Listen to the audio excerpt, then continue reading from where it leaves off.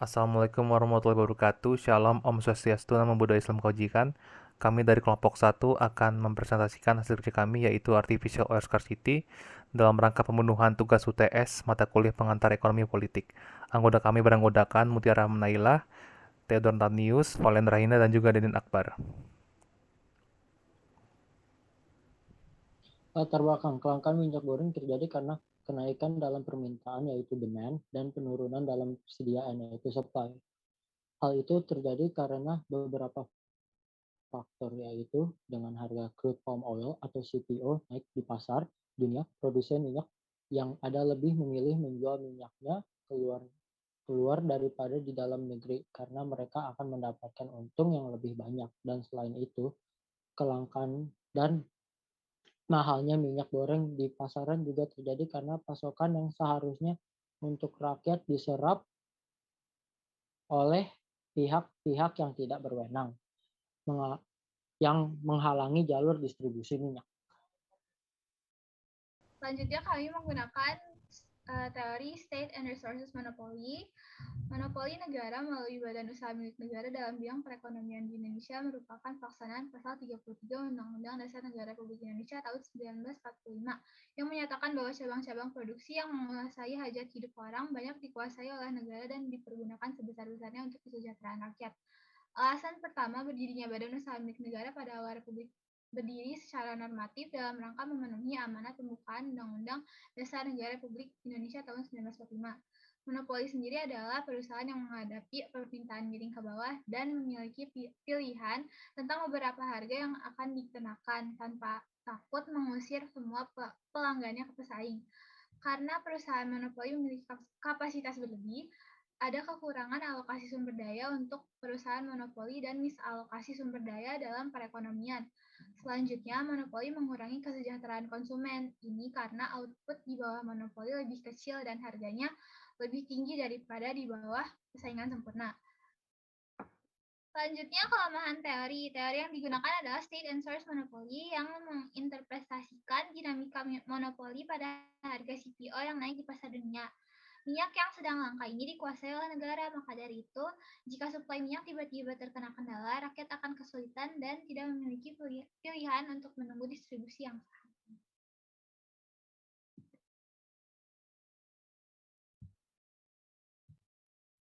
Lalu selanjutnya ada aktor. Yang pertama itu negara Rusia. Konflik Rusia dengan Ukraina dianggap menjadi salah satu penyebab kelangkaan minyak goreng saat ini. Rusia merupakan salah satu negara produsen minyak goreng dengan bahan dasar biji bunga matahari. Namun karena konflik yang membuat negara tersebut bersitegang dengan Ukraina, serta dengan sanksi-sanksi yang diberikan menjadikan ekspor minyak di negara tersebut tersendat. Lalu aktor yang kedua ada Ukraina. Sama seperti Rusia, Ukraina juga termasuk produsen minyak goreng yang menggunakan biji bunga matahari. Namun lantaran terjadi invasi oleh Rusia dan perang yang sedang berlangsung, biji bunga matahari digantikan dengan crude palm oil atau CPO dan hal ini membuat permintaan CPO membeludak berimbas pada naiknya harga CPO itu sendiri. Yang ketiga ada Indonesia. Indonesia menjadi salah satu negara yang terdampak dengan langkanya minyak goreng.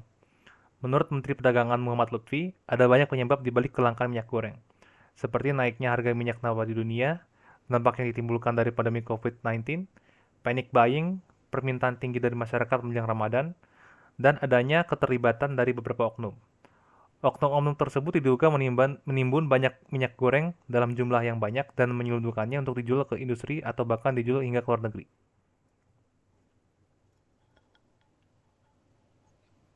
Selanjutnya kita beralih ke rantai pasokan dalam proses awal pembuatan minyak goreng, kelapa sawit, baik perusahaan swasta maupun BUMN, sebelum menebar benih ke perkebunan, langkah awalnya itu ialah dengan melakukan penelitian, pengembangan, dan evaluasi terhadap benih-benih kelapa sawit sebelum ditanam di perkebunan. Setelah benih-benih berhasil diseleksi dan diteliti, benih-benih akan dikirimkan ke perkebunan kelapa sawit, baik itu perkebunan sawit swasta ataupun perkebunan sawit BUMN atau PTPN. Di dalam proses ini cukup memakan waktu yang lumayan lama. Untuk mulai berbuah saja memakan waktu sekitar 2,5 tahun, lalu masak 5,5 bulan setelah penyerbukan. Buah sawit diperkirakan dapat dipanen setelah 2 tahun 7 bulan setelah melalui proses yang cukup panjang. kelapa sawit akan dikirim ke pabrik dari perusahaan swasta ataupun BUMN, akan tetapi penyuplai pabrik kelapa sawit tidak hanya disuplai oleh pihak swasta ataupun BUMN, tetapi rakyat turut andil dalam hal ini, yakni dari perkebunan rakyat, petani, melalui pengepul-pengepul atau agen. Lalu para pengepul akan mengirimkan kelapa sawit hasil perkebunan rakyat tersebut kepada perusahaan BUMN ataupun swasta. Jadi setelah itu di pabrik kelapa sawit akan dilakukan pengolahan hingga menjadi minyak goreng yang siap dipakai.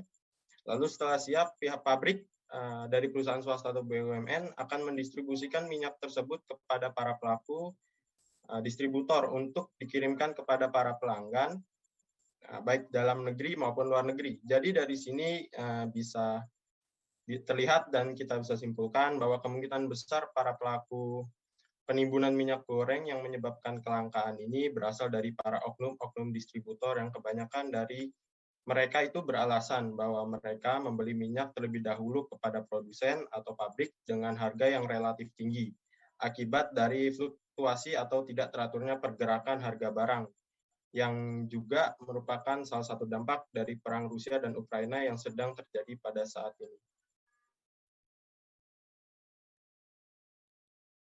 Baik, sekian presentasi dari kelompok kami. Apabila ada kekurangan atau salah kata, kami mohon maaf.